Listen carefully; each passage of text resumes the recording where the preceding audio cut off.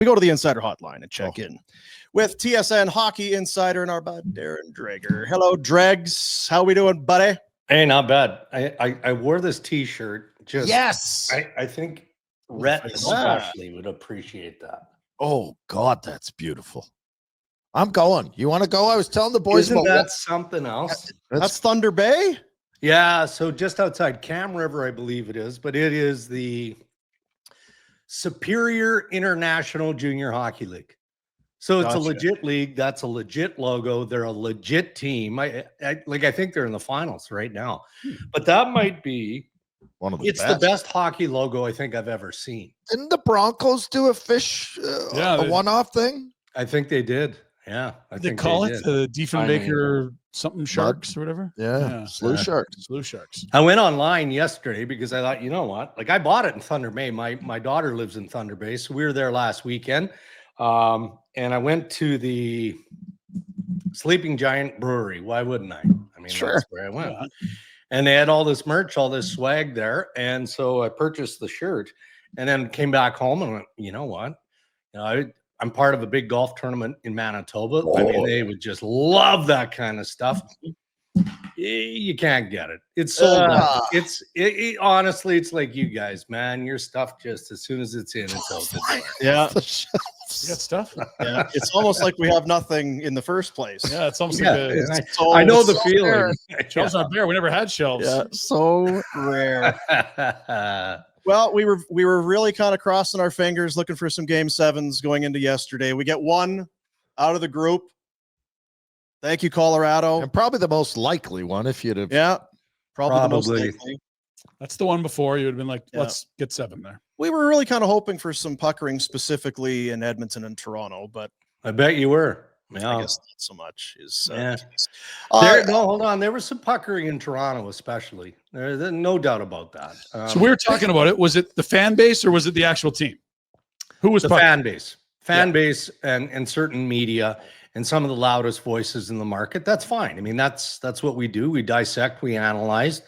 But as was pointed out to me by a member of the Toronto Maple Leafs staff earlier today, I mean, Ottawa has developed differently than Calgary, but has become one of Canada's favorite teams because you can see they're on the rise. They've got Brady. They play with that determination. Travis Green is a terrific coach. There's lots of pieces in that Ottawa lineup that you can look at and go, okay, yeah, they've got a real nice nucleus to build with. But then you look at how many years these guys have been in the league and you go, okay, hold on a second. Brady's been there a while, and Tim Stützle, Batherson, these guys, they've been here a while, and there's celebration around Ottawa getting to the playoffs, locking down the spot, and then losing in 6 games to the Toronto Maple Leafs. And in fairness, under Matthews, the core four's leadership in Toronto, they make the playoffs. They just don't hang around for very long. So there is an unfair criticism, or was. Maybe not anymore, because it is up to Austin Matthews and that group to find a way. And man, do they have a mountain to climb with the Florida Panthers coming up to start the week. So I think Toronto feels good about getting past Ottawa, but everybody here recognizes that the job is far from done. If I'm correct, it was 2 years ago they beat Tampa in round 1. They finally get over the hump. Yep. And the fans were chanting like, "We want the Panthers," or "Bring on Florida." I was like, there's no chanting of that. Careful, boys. There's none of that. No, there was no chanting of that last night. And it is like, okay, so the core 4 of the Maple Leafs, they showed up. Willie Nylander, he's just one of those guys that does find the moments, right? He'll have legs in his game, or it looks like he's just kind of floating and drifting out there, and then all of a sudden, boom. He finds a way to put the puck in the net. I thought it was interesting. Craig Berube just commending his captain, Austin Matthews, post-game. Thought he was brilliant in that deciding game. I thought he was better. I thought he was good, if not pretty good. But my brain goes to, all right, well, up next is Barkov and Marchand and Reinhart and Verhaeghe and Matthews and pretty good isn't going to cut it. That's not going to cut it. Matthews did not have a dominant game in that 6-game series. Now, Berube probably looks at it through a different lens than I do, right? He's looking at it and going, okay, well, off the draw, he was good. Set the tone early.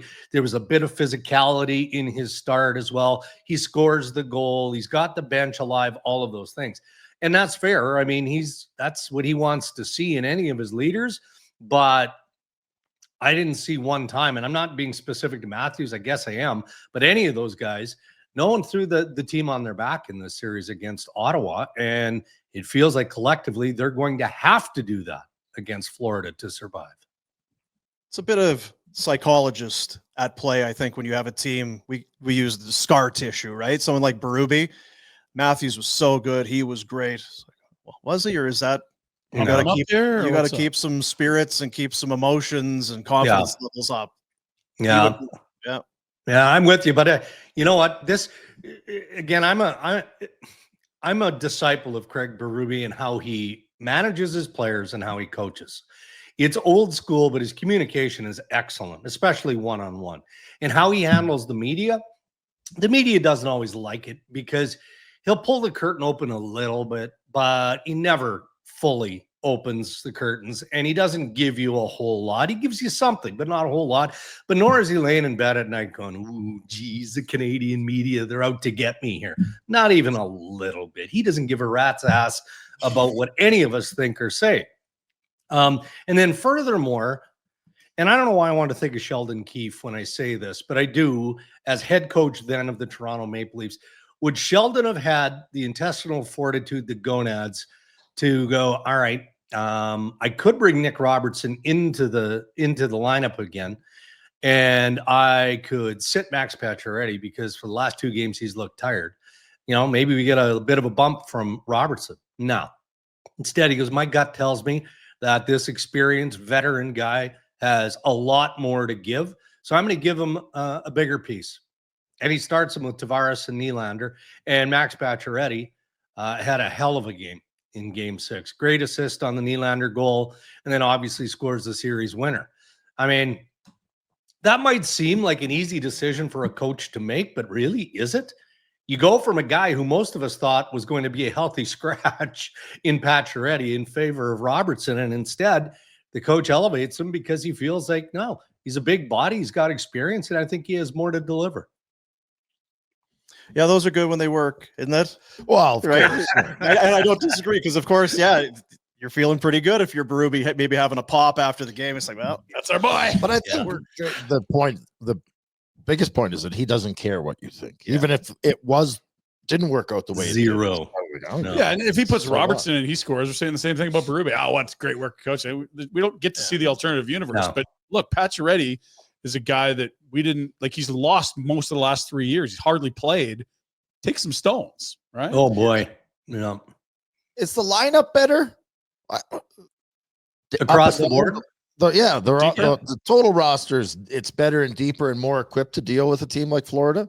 100%, right? And you know, even though sometimes the deals that you're not forced to make, but you make as a plan B or a plan C around the trade deadline, are the ones that work out. You know, so how many times historically have we looked at, okay, this team makes a big splash, brings in the sexy rental, and it just doesn't play. It doesn't pan out for a myriad of reasons. In this case, I mean, of course, Scott Laughton was on their list, but he wasn't top of list. You know, they were waiting on Braden Shen.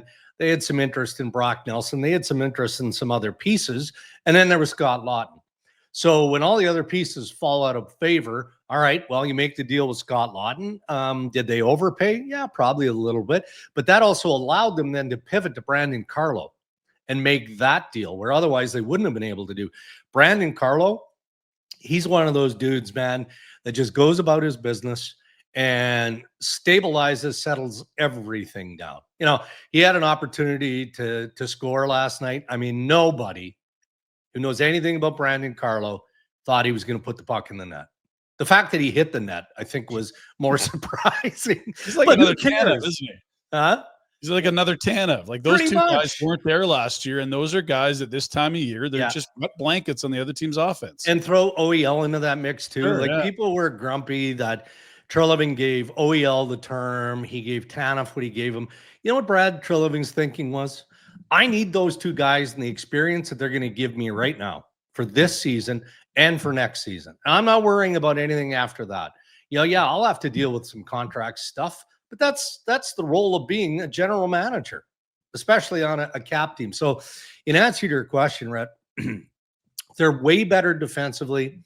Scott Laughton makes a key shot block that leads to Nylander's second goal, the empty netter. They didn't acquire him to be a fourth line guy, but he's a perfect fit with Steven Lorenz on that fourth line. So they're a tougher team to play against. I looked at the depth overall of Florida and I'm like, eesh, I don't know, man.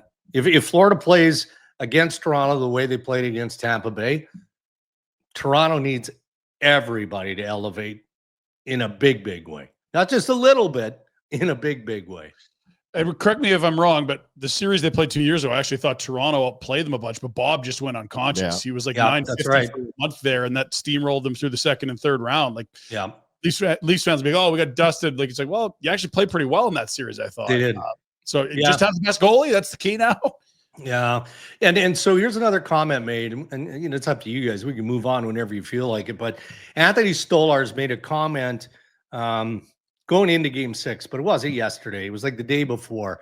And his impression of the Ottawa Senators was, so far they've been willing to lay it all on the line, and we haven't got to that point yet. Mm-hmm. And when I heard that from him, when you hear that from any player, Yeah, that gets anyone your on the attention. roster.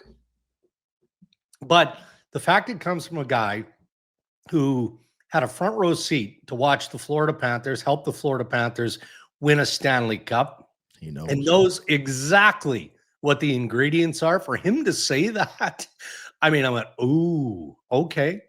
So maybe they did lay it on the line in game 6. I don't know, but he is an invaluable resource. Hey, when Toronto signed him, the first thing Paul Maurice said to me was, oh boy, did they get a character dude in him. And they were, Florida, the people that know Stolarz are happy that he got the opportunity. But Paul said that's going to leave a huge hole in our dressing room because of just how good he is. So again, we'll see whether or not anyone in that room who's a player of consequence is listening to him, but they've got to bring it all. Okay, so we got a game 6 tonight in a homer series. The Blues and Jets perfect at home. What have you seen so far? What do you expect? Or is it a fool's errand to try to guess what's going to happen next in this series? Because we've really been feeling quite differently after game 2 in Winnipeg and then after game 4 in St. Louis. Well, the only thing I expect is that, the St. Louis Blues on home ice are going to bring everything they have. And what that looks like is what we've seen pretty much through every game to start this series. Guys like Braden Shin just running everything in sight. And that's a tough game to sustain. And St. Louis got worn down in the first 2, but then took advantage of the matchups in games 3 and 4 in St. Louis. I thought Jim Montgomery did a superb job of how he managed his lineup, particularly in both of the back halves of games 3 and game 4. So it shifts back to Winnipeg. Winnipeg clicks into their structure. I would say Connor Hellebuck was better, not marginally better, but he was better, and he knew he had to be better. For me in St. Louis to close this series, I think Hellebuck's going to have to steal one. I do. And isn't that obvious, I guess? Mark Scheifele, we know, isn't available. So, based on what we're hearing, that there could be some head-related issues there. You do wonder about Sunday in game 7, if the Blues are able to sneak one out here. But I'm less, if I were a Jets fan, I'd be less concerned with not having Mark Scheifele there, even though obviously he's a key contributor, to a concern over what Connor Hellebuck is going to surface in this game tonight. Is it going to be the guy in the regular season where we see almost single-handedly steals games? Or is it going to be the guy in the postseason that if the structure breaks down, he hasn't been there to slam that door shut? And that's the guy they need. So we'll see. Haven't seen much of that guy in the playoffs the last few years. It's been few and far between. Playoffs. We talked about it yesterday. We showed the highlights, the hit by Shen on Scheifele. I thought it was a major. I did. Marginal, but I thought it was a major. I didn't think it was beyond that. I loved, the showmanship after the fact. Like Monty wasn't sure. He was not sure what was going down. So when he made it clear that Mark Scheifele did not get hurt by the hit of Braden Shen, it was the Radek Faksa hit.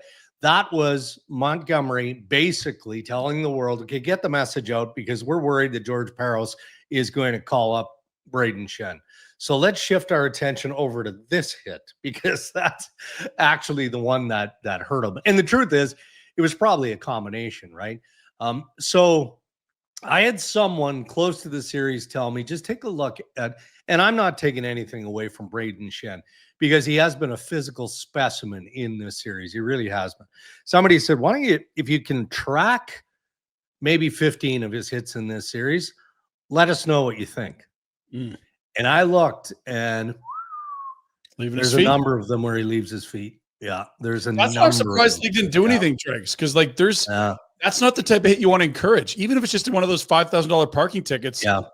Well, and especially now because it worked brilliantly for St. Louis. Yeah. Scheifele is out, and there was no discipline. So, well, and look, they're handing out fines for this guy mucking around in warm up and this guy being a jerk in warm up and all of that. Honestly, I think that's what frustrates teams more than anything. Is okay, really? We're charging teams $25,000 because why can't they just have a mandate that the home team gets to go off last? Yeah, and you have a certain amount of time to get the hell off the ice. Like Mark Scheifele shouldn't be able to spend an extra 7 minutes out there or whatever it is. I understand that. But are we really, like, that's where our angst is drawn, is to warm up, and we're disciplining teams and individual players financially because of the warm up when guys are getting tagged like that? Like, I honestly, I'm glad I'm not in hockey ops or ownership, man. I'd lose my marbles on a daily basis with some of the stuff. Like if a team shot a puck through the side of the net and it went in, and it counted. That would upset you. Yeah, that would. Just like that. Yeah, that one hurts. Exactly I get it. like that. Yeah. Well, and not to backtrack here a little bit, but this is the conspiracy mind that I have. So you guys watched the Toronto-Ottawa game last night, and the news early was that, the Leafs screwed up their lineup card. Yeah. Right. Well, okay, but it was blown out of proportion. So I'll quickly explain what happened. Yeah, they screwed it up, but they initially hit enter in submitting as they were just building the lineup. They recognized it and they quickly alerted the off-ice officials like 10, 15 minutes before puck drop to say, hey, sorry, we hit send too quick. We made a mistake. We need to change that. All right, no problem. The on-ice official says, okay, we'll fix it. No issue. Well, how does it all of a sudden appear on a major network carrying the game? Like a picture of the screwed up lineup and really no exact explanation of what went on. I think Elliot, who's a fantastic reporter, good friend, said that the officials made the correction. Well, that's not really the way it played out. It was the Leafs recognizing that there was a premature send. But I guess my conspiracy theory is, how does that picture or that slide, or call it whatever you will, of Alex Nylander that out? Yeah. Well, how does that get public? Yeah. Where's that coming from? So anyway, that's I mean, we were amused by it, of course. But sure. Do you have a thought on the game 7 we're going to get Saturday? I believe it's 6 p.m. Dallas, Colorado, because that series is tasty. Well, so I want to look at who isn't there. And of course, Miro Heiskanen and Jason Robertson. And I feel like in a game 7 winner take all, that those two omissions could prove very costly. And if Colorado comes out flying like we expect that they will, the speed of the Avs is going to be a problem. Dallas doesn't love that type of game. Now, is there a goaltending mismatch? Not a mismatch, but I think I'm willing to give the edge to Ottinger. I think that's fair. But there's something about this kid that always draws my attention. And I feel like he's at a place in his really young career to be a difference maker. And that's Wyatt Johnston. I think that this kid could have himself a game. And if he does, and they're sure going to need it, then Dallas has a real chance. But he's only one guy, right? And then you look at all the talent on the other side. Cale Makar has only had an okay series, I think. Just okay. By his game standards? last night, first goal last night. He only had what, 2 or 3 points in the first 5 games? Yeah. So by his standards, that's a subpar sort of performance in the playoffs for Kale. So good luck betting on this guy. And I know you guys, you put the big dollars down. Like Boomer, his account is busting. That's a huge unit. He's putting massive amounts of money down every day. Huge unit play. It just kind of, it popped into my mind, and I believe the year was 1993 when Marty McSorley of the LA Kings got dinged with an illegal stick in the playoffs, and it ended up costing them their playoff lives. Kind of a bad play by the LA Kings, kind of a dumb one. And here we are, 2025, and a coaching challenge gone awry. Feels again like another series pivoting move for the LA Kings that has ended their playoff this year. It's hard. There's more to it, way more to it. But at that point, you felt it was a week ago Friday. Kings were up 2-0 1 week ago right now. Dominating through 40. And after that challenge, it was never the same. Yeah, a couple of gaffes, right, that are identifiable and obvious. And that was one. And then Quentin Byfield just turning the puck over. I mean, feel bad for that kid, but he's never going to do that again, just ever. But I do wonder, and I always hold myself back from, we can all criticize because we watch the game closely. But I'm careful in being overly critical of coaching. But I do wonder why they went to such a shortened bench so early. Yeah. Like, they ran their defense right into the ground in the first 10, 3, 4, 5 games. They went with 4 essentially. I mean, Adrian Kempe was playing defense at one point, and then their top 9 forwards. And that felt like that gave the Oilers the momentum shift they were waiting for and needing. And then all of a sudden, it's not just McDavid and Draisaitl. You've got Evander Kane back in hockey. And, he's capable, more than capable. Trent Frederick, who I happen to like a lot, I mean, he comes into play. And then Nuge wakes up, and Hyman, and all of these other pieces now are contributing. And it just shifted very, very quickly. So there's, look, in my business, I try and keep an eye on where I think change is inevitable. And that might be a bit of a stretch in looking at Los Angeles, but it has a feel to it of that. And maybe it's not just Jim Hiller. And look, maybe they fully endorse and support Hiller, who's a nice man. But let's say a John Cooper were to pop into the scene. I don't know. I mean, Coopson's been in Tampa Bay forever. He's got an incredibly decorated resume. Maybe like Mike Sullivan, he goes, you know what? It feels like this group needs a different voice. And maybe, Brass at Tampa go, all right, okay, let's like it. That's where that way to you, because it does to me. Well, it does. That's how it feels to me. It does. But are we talking Tampa or LA or both? Yeah, because Breeze came out this morning and got the vote of confidence for Cooper. So that's just in the last couple hours. So no, and that's potentially happening, but I don't know how much terms left there either. 1 year. It does feel like it's going to go ahead. Yeah. And look.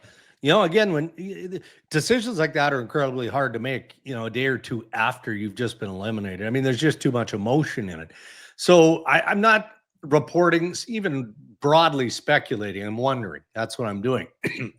But think back to when Gerard Gallant was a pretty good coach for the Vegas Golden Knights until Pete DeBoer was available. Poof, you're gone. We're bringing in Pete DeBoer, right? The whole Mike Sullivan mutual parting of the ways. I mean, come on. I think everybody knew that there was probably a deal that was essentially cooked, right? So that's when I look and think of change in LA, if John Cooper were to be available, then that might come at Jim Hiller's expense, and that would make sense. Yeah, and it reminds me of Jim Montgomery coming to St. Louis, doesn't it, to you? Like Drew Bannister was probably a fine coach, but clearly one good coach. Yep, absolutely. Is there anyone else in that? Because I don't know. He's the same coach that they had a great season. And if the goalie who allowed 5 or more goals twice in the regular season doesn't do it 3 times in 6 games, then maybe Jim Hiller's a better coach. But it just feels like a lot of things there's a lot of things you can criticize the coach that I do feel had a direct impact on the series. And if I'm upstairs, And there's some other bigger name coaches potentially available. Cooper would be obviously at the top of that list if he did, but even that, It's a fair I conversation. might be sniffing around to see, well, what potentially is out there. Well, right. And now as you say that, Boomer, I'm thinking of Rick Tocchet, right? And I know the Vancouver Canucks next week are going to aggressively start getting at their coaching list. I mean, I know that they put some names down on paper, and it ranges from basically everything. Manny Malhotra, who's in the American League, to some more experienced guys in the NHL, assistant coaches and all that. But what about Rick Tocchet? I mean, the assumption is that he wants to get back to Eastern USA, and that would be Philadelphia or Pittsburgh. But are we certain he wants to coach? And I'm not. Maybe, what's wrong with taking a temporary reprieve? And maybe that's for a year. He could slide right back onto that TNT panel, probably make big bucks doing that. His life is way more manageable, and that matters to Talk. It does. It really does. Like, he was emotionally burned out. Stress levels deteriorate. Noodle says that all the time. Like, I want to coach and I leave the rink and it's over. Yeah. I don't need to be lying in bed till 3, 4, 5 in the morning going, Yeah. And look, most people, Joe Blow doesn't have the same sort of comparative decision to make, right? Like, okay, Rick Tocchet could probably make $4.5, $5 million a year as a coach, somewhere in there, right? To coach in Philly, or I don't know what Kyle Dubas going to do in Pittsburgh. But he's not making chump change going back to TNT. you can do it forever. It forever. And you can perfect opening, right? You're working 2 days a week until the playoffs, and then you're working, but you're playing golf, you're looking after your family, and you're living. If that's what Talk decides, he's going to get the slow golf clap from me, because that tells me that there's a man who's got his priorities straight. Now, I say that, and would I be surprised if all of a sudden Danny Briere goes, okay, I have permission now from the Canucks, which as of last night, no one had called yet to seek permission. They will. And Philadelphia puts a 5-year deal at $5 million per on the table. Well, 25 schmil is a big ticket to push away from. So we'll see. That story is to be told yet. We keep waiting for those offers to, like, we've got a table here. You can't see it, but eventually someone's shoving one of the across. We got pens, we got blank we're contracts just ready to sign. You guys got to come up with your own hooch. No one's what is it? Speaking of that, Barn burner brandy. What do you got? Yeah. Last one for me. Just a thought on the Canucks. So a year ago, they're up 3-2 on the Oilers. They did it without their starting goaltender, who is one of the best goaltenders on the planet when he was right. And they played a game 7 without Brock Besser. A year later, the guy they let Bruce Boudreau flap in the wind to set their culture has elected to, rather than take top of market money to stay, he's gone. They've traded JT Miller, who got in a huge spat the GM keeps referencing that was not insignificant. Elias Pettersson is not like anywhere near an $11.6 million player. Besser's can walk. You're a year away from Denko UFA. His health remains a question mark. And, oh, by the way, Quinn Hughes wants to play with his brothers per GM. Like, other than that, is this full-blown rebuild? What are we doing here? Feels like other than that, the question, but it's night and day from a year ago, safe to say, right? I hear you. And I wonder how much of that factors in to Rick Tocchet's decision as well, right? I mean, you don't know how the negotiation is going to go with Thatcher Demko. Like, if Demko doesn't like it, he can flat out say, I'm not signing. I mean, I'm happy to play out the year of my contract. Obviously, I'm happy to do that. But I'm telling you right here, right now, I'm not signing. So if you want to get something in return, you might be best off to trade me this summer. What's he this summer? That's what we're talking about. Contract. He hasn't been healthy for a year and a half. You'd be surprised, man. Like, you can put a number on that real easily. Well, what did Colorado do with their goal? 4 games in, and it was a 5-year deal. But not a Demko money. He would be asking. I mean, you'd need them. You'd need the medical data and all of the information before. But nah, he's highly, highly regarded. He obviously is. The other thing, though, here, boys, I think this whole Quinn Hughes story Yes. is going to get spicy. Don't you have to trade him right now? If you want a lot, sooner's better. I think you do. I Oh, think you do. Because then you can say to the team you're giving him to, other than 2 years. Here's 2 years. At least you can get something in return. If you wait, the team's going, well, so I get him for 3 months? Yeah. And he's going to go play with his brothers? Yeah. No, thanks. And especially if, and there's obvious dialogue. I mean, Jimmy Rutherford has brought him up a couple of times now in back-to-back media availabilities, right? So there has to be some form of dialogue to, first of all, when they laid out the whole the Hughes brothers collaborative, I think, I mean, I can imagine being an owner in that situation, just going, "Oh no!" Like LV beside him. He's Jesus Christ. So anyway, him to Jersey, because like if I'm Jersey, I'm like, yeah, I'll give you a couple pieces, but I mean, we got the brothers. He's coming to us. It seems like if we just sit still. That's well, again, if Quinn is bold enough to say to management again this summer, I'm not signing here. Yeah. So you know what the window of time is. I'm going to be the best captain I could be in Vancouver. Mm-hmm. Yeah. Good mute there. Caught that. Did. Losing a lung here. Yeah, you're all right. We're good. We got you. You have to trade him now, because then It's 2 years left. Then you don't have to trade him to Vancouver. I think if you wait now, Jersey's just going to hold you over a barrel. I agree. And he's too young for any trade protection. Like, he doesn't have that on this contract. He will in the next. You can trade him to Vegas. You can trade him to Florida. Like Calgary. I'm sure that he wants to come to Calgary. Pick him up. Yeah. He's going to get the rest of the brothers here too. Sure. Pick him up. Sorry about that, fellas. Just choking here. You're good. Yeah, I mean, that's the way it's going to play out, though, isn't it? I mean, Quinn is going to tell them, if he hasn't already, here's the window. I'm going to be the best captain I can be.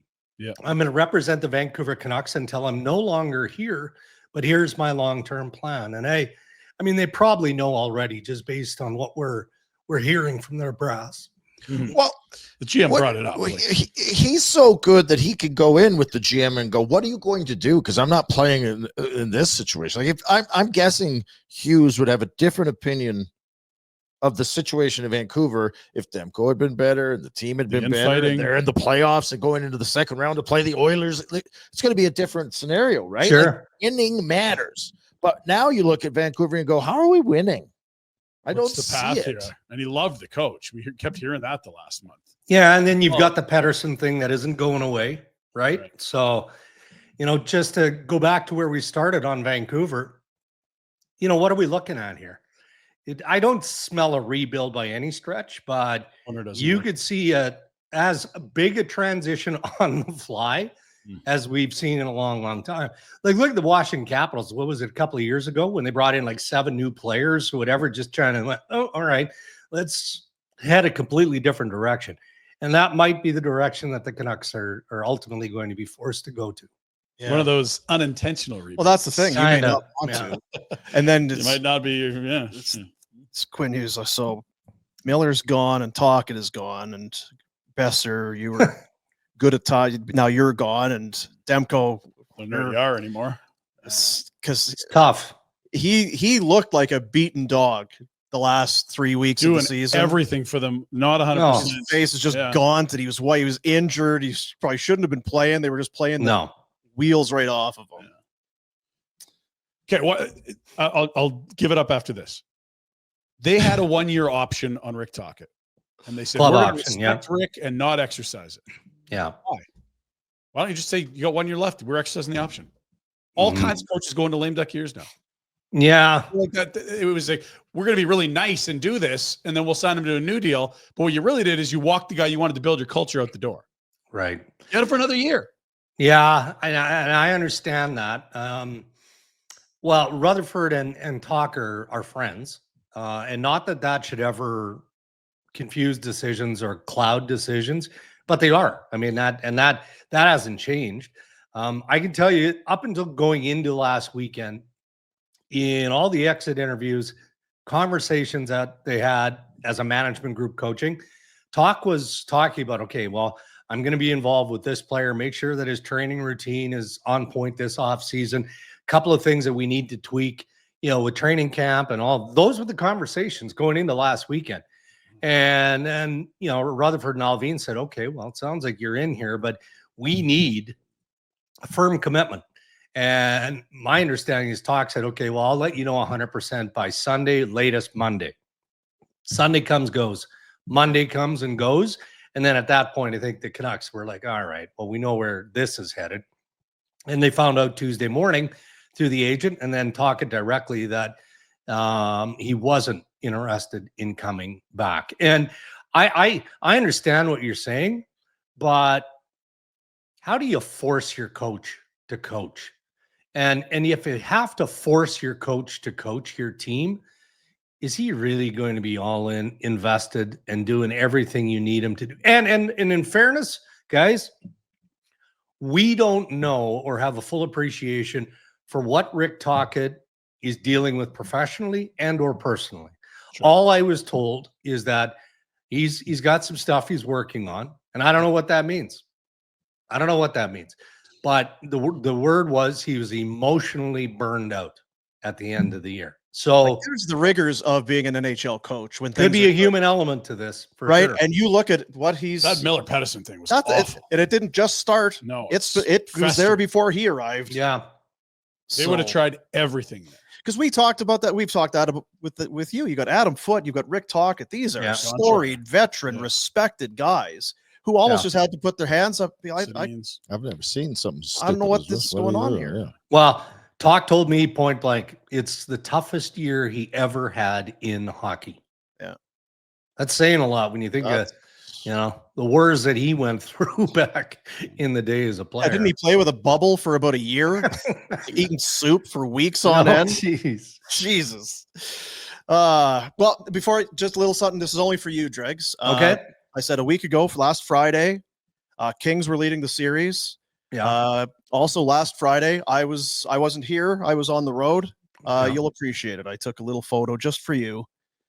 You can see how happy I was. Oh, look at you. Thrilled to be back in the Jewel of the Parkland. We've been we've got the little small towns that have their just Chuck the Channel Cat in Selkirk sitting outside. There's the jewel for the Jewel of the Parkland. And clearly I was excited to be back.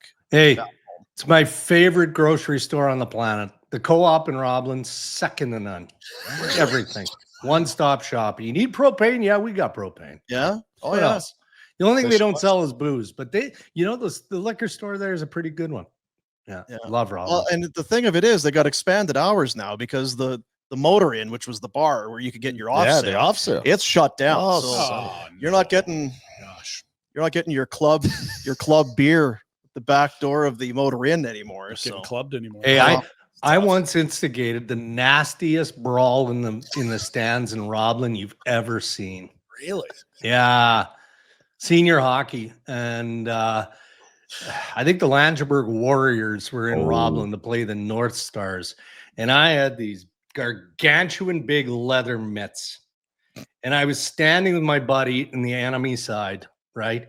And Langeberg scores. I'm just whoomp. And this big guy, I can't remember what the hell his name was. It was like some monster or something like this. Big long beard, hair, the whole 9 yards. Turns around, says, "You do that again, I'm gonna have a problem." So he didn't even get the words out of his mouth, and I'm like, whoomp, whoomp. Game on, boys. Yeah. Good times. Minus 40 outside, minus 45 in the rink. Good times. Good instigator. Good crinkle cut fries out of the deep fryer at the arena, though. Oh yeah, haven't been there in years. I guess you know why. Not missing a lot. Thanks, Dregs. Appreciate it. Okay, boys. Have a great weekend. You betcha. There he is. Darren Dreger, TSN Hockey Insider, our Hockey Insider on the Crystal Waters Plumbing and Heating Insider Hotline. Hey guys, thanks for watching. Be sure to check out more of our content right here on the Flames Nation YouTube page. We had a bunch of great long-form interviews. You can check out some videos we've done as well outside of the studio. And of course, if you want more writing or merchandise stuff, flamesnation.ca or nationgear.ca. Appreciate you watching.